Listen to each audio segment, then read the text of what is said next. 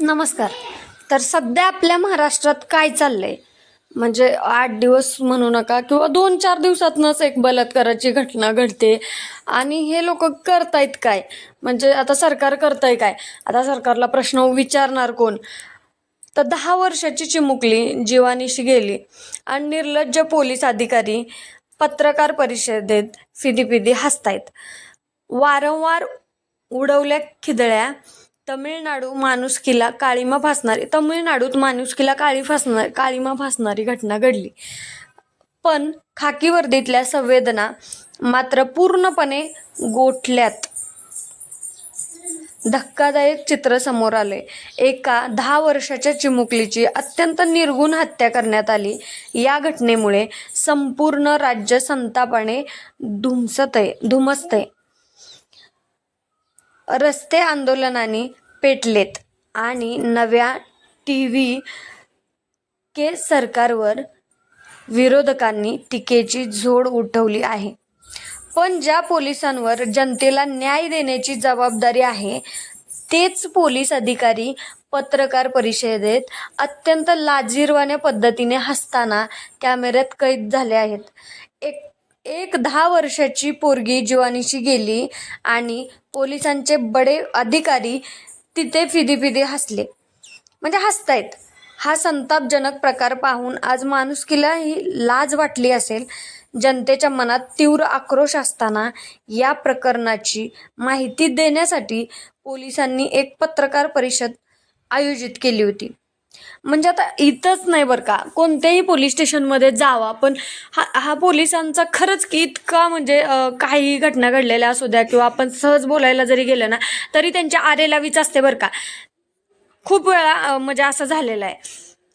व्यासपीठावर एक महिला पोलीस अधिकारी आणि 2 पुरुष अधिकारी उपस्थित होते.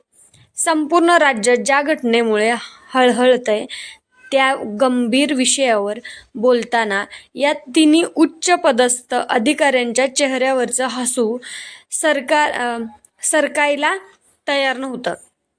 माध्यमांनी जेव्हा तिखट प्रश्न विचारायला सुरुवात केली तेव्हा उत्तर देण्याऐवजी हे अधिकारी एकमेकांकडे बघून वारंवार खळखळून हसत होते.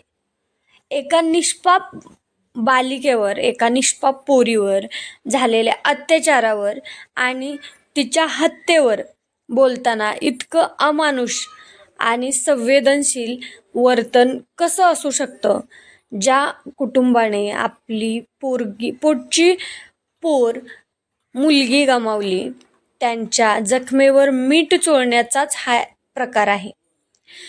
ही पत्रकार परिषद म्हणजे कायदा सुव्यवस्थेचे धिंडवडे काढणारी आणि पोलिसांच्या निगरगट्ट मानसिकतेचे दर्शन घडवणारी ठरली आहे.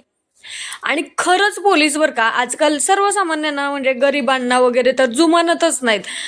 जेवढा त्यांना म्हणजे आता काय बोलतात की टेबलाखालून जेवढं त्यांना दिल ना, तेवढ्याच लोकांचं ते जास्त रक्षण करतात किंवा म्हणा जास्त ऐकतात किंवा त्यांची केस घेण्याचा हे ते भरपूर. म्हणजे आता पोलीस स्टेशन पण असं झालंय की गरिबाला तिथं जागाच नाही आहे, गरिबाला न्याय नाही आहे असं म्हणतात ना, तसं झालंय. जर राज्याचे रक्षकच इतके निर्दयी आणि असंवेदनशील असतील तर जनतेने न्याय कोणाकडे मागायचा? राज्यभरातून आता या हसणाऱ्या अधिकाऱ्यांवर तात्काळ कडक निलंबनाची कारवाई करण्याची मागणी होत आहे. आणि हे किती योग्य आहे किंवा तुम्हाला काय वाटतं ह्याच्यावर, हे पण नक्की कमेंटमध्ये सांगा. आणि असं खरंच केलं पाहिजे बरं का, त्यांना काढून टाकलं पाहिजे. कारण हे लोकांना इतके म्हणजे सरकारचे काय म्हणतात, सरकारी नोकरी आणि त्यात पोलीस म्हणलं की इतकी आरेलावी आणि इतकी म्हणजे गरिबाची लूट किंवा इतका गरिबावर अन्याय करतात ना की बस.